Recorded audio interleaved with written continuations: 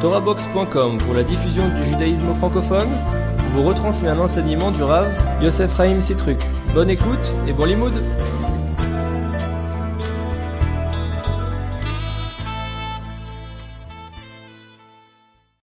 Mesdames, Mesdemoiselles, Messieurs, on va commencer. Évidemment, comme vous, j'ai eu des problèmes pour arriver. Prie de m'excuser, on va un petit peu concentrer les choses aujourd'hui. Et on va consacrer donc une première partie d'une demi-heure environ sur le Shabbat. Je voudrais, à l'intérieur du Shabbat, dans une petite analyse, dans une petite réflexion, réfléchir avec vous sur le problème suivant. Vous savez que les loisirs occupent une place grandissante dans nos sociétés. Il y a pratiquement une industrie du loisir. Il y a de plus en plus de gens qui considèrent que le plus important de la vie, c'est les loisirs. C'est pas nouveau. Il y a effectivement 20 000 ans, j'ai lu dans une étude que l'homme qui vivait dans ce que l'on appelle le paléolithique inférieur et supérieur ensuite, consacrait 3 heures par jour à la chasse du gibier. Et le reste du temps, qu'est-ce qu'il faisait? Rien. Rien. Par exemple, j'ai noté qu'il y a une peuplade dans le désert sud-africain qui s'appelle les Bochimans. Alors eux, ils chassent et ils cueillent 2 jours par semaine. Le reste du temps, qu'est-ce qu'ils font? Rien. Il y a des aborigènes australiens, une autre peuplade, qui eux travaillent actuellement, en 1990, entre 2 et 5 heures par jour. Et dans certaines tribus, on travaille une semaine et on se repose 15 jours. Alors apparemment, nous, occidentaux, du moins prétendus comme tels, quand on entend de telles façons de vivre, on envie ces sauvages qui se prélassent sur des hamas tout au long de la journée et qui travaillent entre 2 et 5 heures par jour. Je suppose que pour le même salaire, vous êtes prêt à travailler 2 heures par jour, ou encore une semaine sur 3. En fait, je crois que ces peuplades-là ont une certaine appréciation de ce qu'est la vie. Ils considèrent que dès lors que l'homme a de quoi vivre, inutile de travailler. J'étais il y a quelques mois aux Antilles, visiter, rassurez-vous, une communauté juive, pas me promener, parce que je suis grand rabbin des Tom Dom aussi, c'est d'ailleurs ma fonction principale, que je m'occupe de la France, enfin. Et quand je suis allé donc en Guadeloupe et en Martinique, les gens m'ont raconté que énormément, ils ont un mal fou à trouver des employés. Pourquoi? Parce que dès que les gars ont de quoi vivre un mois, ils s'arrêtent de travailler.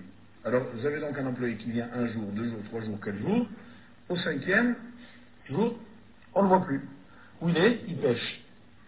Vous voyez? Et c'est comme ça. Pourquoi? Parce qu'on sait que là-bas, on jette une ligne, on attrape un poisson, on tend la main, on cueille un fruit. Donc, dès lors qu'on a de quoi vivre, on ne travaille plus. Et on dirait que c'est un petit peu le rêve de l'Occident de retrouver ce mode de vie.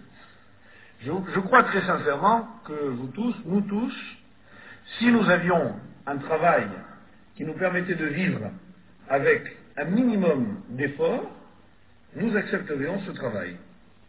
C'est-à-dire que l'idéal, c'est de travailler moins et de gagner plus.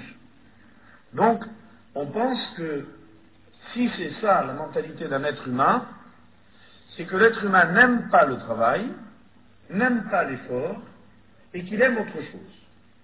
Alors moi, je me suis demandé pourquoi les hommes n'aimaient pas travailler. Quand un gars aime travailler, on dit que c'est un fou du boulot. Donc c'est des choses qui tournent pas rond. En fait, je crois la chose suivante. C'est que l'homme, ce n'est pas qu'il n'aime pas travailler. C'est que l'homme aimerait dans sa vie que son projet d'existence reflète ses propres aspirations. Ça veut dire que j'ai envie de certaines choses dans la vie et je ne peux pas les réaliser. Et lorsque je suis en vacances, lorsque je ne travaille pas, j'ai le sentiment de pouvoir réaliser ce dont j'ai réellement envie. Donc, à la limite, si je poursuis cette idée, qu'est-ce que c'est qu'un homme? Comment vous pouvez le connaître? Vous pourriez le connaître à la façon qu'il a de passer ses loisirs. C'est-à-dire, qu'est-ce qu'un homme? C'est celui qui se réalise lorsqu'il ne travaille pas. Apparemment, ce serait cette définition. Dans le Talmud, on trouve une définition qui se rapproche de celle-ci, qui est la suivante. On dit que, de façon un petit peu amusante d'ailleurs, que l'on peut connaître un homme à partir de 3 critères. La Gemara dit Bekiso, Bekoso, Bekaso. C'est facile à se rappeler, Kiso, Kaso, Kasa. Non, je suis trompé. Enfin, Kiso, Koso, Kasa. Ça veut dire quoi? Kiso, c'est sa poche. Kaso, c'est sa colère. Koso, c'est son verre. Donc, vous voulez savoir à qui vous avez affaire? 3 critères. Demandez-lui de l'argent.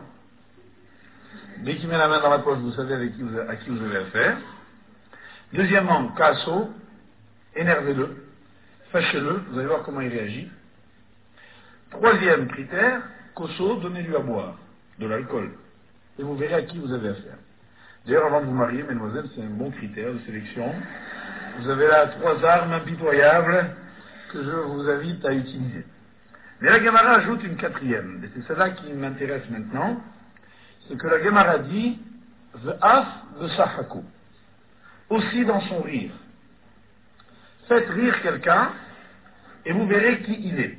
Ça veut dire quoi? Ça veut dire que, pour connaître la dimension ultime d'un être humain, il faut savoir qu'est-ce qui le fait rire.